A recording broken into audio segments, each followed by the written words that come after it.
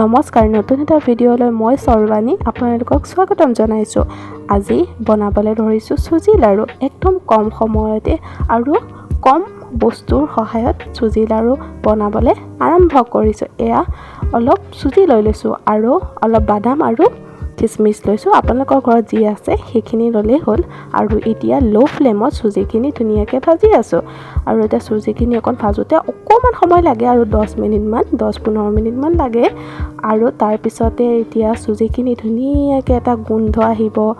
এটা চুজিখিনি ভজা তেতিয়াই গম পাব যে ধুনীয়া এটা গোন্ধ এটা আহি যাব। আৰু এতিয়া অলপ ঘিউ দিলোঁ। ঘিউ বা ৰিফাইন আপোনালোকে যি দিয়ে দিব পাৰে। মই অকণমান ঘিউ দিলোঁ। এতিয়া অলপ চেনি দিলোঁ। তো চেনিখিনি ধুনীয়াকৈ দি লৈছোঁ। আপোনালোকে সোৱাদ অনুসৰি চেনিটো দি ল'ব আপোনালোকৰ জোখত।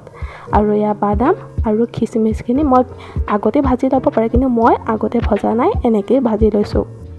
অলপ পানী দি দিছোঁ। পানীখিনি দি পেলাই এতিয়া অলপ সময় লৰাই আছোঁ।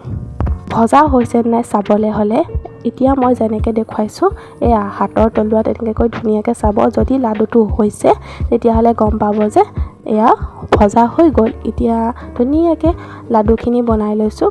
লাডু বনোৱাত মোৰ ভণ্টিয়েও সহায় কৰিছিলে দেই। এতিয়া এটা ট্ৰিক্স আপোনালোকক শিকাই দিওঁ। যদি লাডুখিনি পিছলৈ নুঠা হয় তেতিয়াহ'লে অকণমান গৰম পানী লৈ পেলাই লাডুখিনিত দি দিব আৰু লাডুটো উঠিব।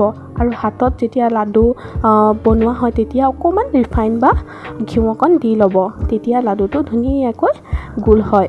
আৰু এয়া লাডুখিনি হৈছে। আৰু যদি ভিডিঅ'টো চাই ভাল পালে please like, share and subscribe. নতুন এটা ভিডিঅ'লৈ আহি আছোঁ। আকৌ এবাৰ ধন্যবাদ।